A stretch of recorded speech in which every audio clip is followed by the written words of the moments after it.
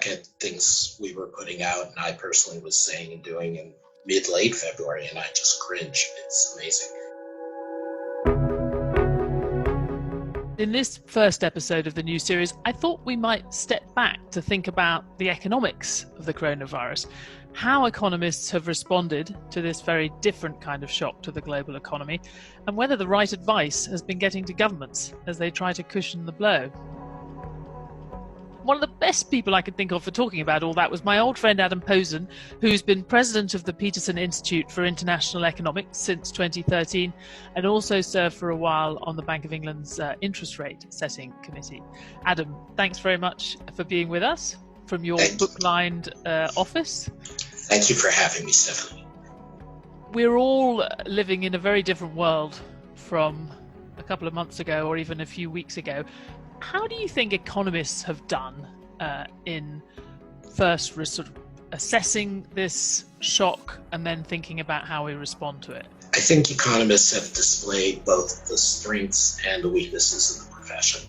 The strength of being relatively empirical and, perhaps to people's surprise, having agreement on some basic principles in a policy context is very evident. There is 99% agreement that government had to be involved. It couldn't be just the central banks. And we had to think in terms of essentially a set of bridge loans and job-preserving programs on an incredible scale. But of course, as you well recognize, and I view to my shame cringing, if you look back to what economists were talking about, including myself, in early February, mid-February, we were not seeing this coming. Our ability to forecast and our ability to think about what kinds of shocks are happening when remains very limited. And one of the big bits of advice, I guess, that's been particularly, you could see it particularly in the European government's efforts, is this effort to, if you like, hold the economy in suspended animation. Everything, the sort of bottom has fallen out of demand. And obviously a lot of businesses feeling that they will go under very quickly, seeing the kind of fall in revenues that you don't get even in a really deep recession. You're talking about 90% or 100% right. In some cases, rather than even the worst kind of recession, which might see 20 or 30% fall in demand. But the economists have basically said, now what you have to do is do what you can to fill that hole that's been blown into the economy, so that the economy is then intact when you come out the other side.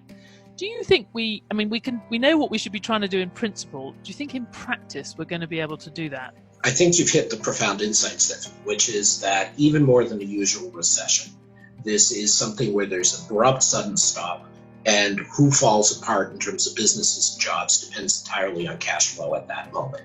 It's not about sort of merit. Did you have a good product? Did you invest? Did you save enough? It's really just the side of economic death is, do you have the cash right now, or do you happen to be in the wrong industry or the wrong place?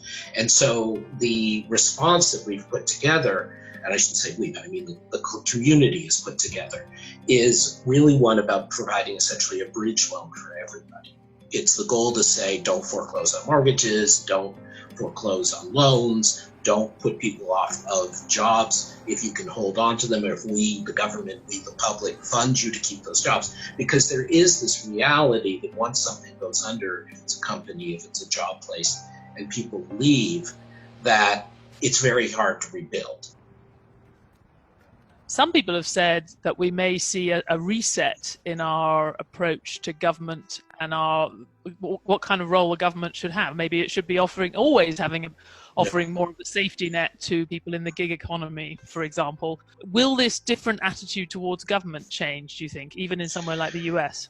I think it will. I think there'll be pressure in that direction, and I'm hopeful, but I also think this is going to be much more contentious. I think that there will be, I'm already talking to people who say, again, not completely unreasonably, well, we don't want to communize the system. We don't want a permanent ownership of government of all the main industries. But I certainly believe the U.S. has a real opportunity and a real reason now to move towards more safety net, as you say, for its workers, for its people. And I think also what's become very clear with the changes in the unemployment regime in the U.S. is that we do have a lot to learn from Europe. that you need to make it so the jobs are not as fragile as low connection, as you mentioned, gig workers, informal sector, part-time people, but also even full-time people in the U.S. tend to have much more tenuous support and connection to their jobs at the lower end of the income scale. That should change. Adam Posen, thank you very much. Thanks for having me.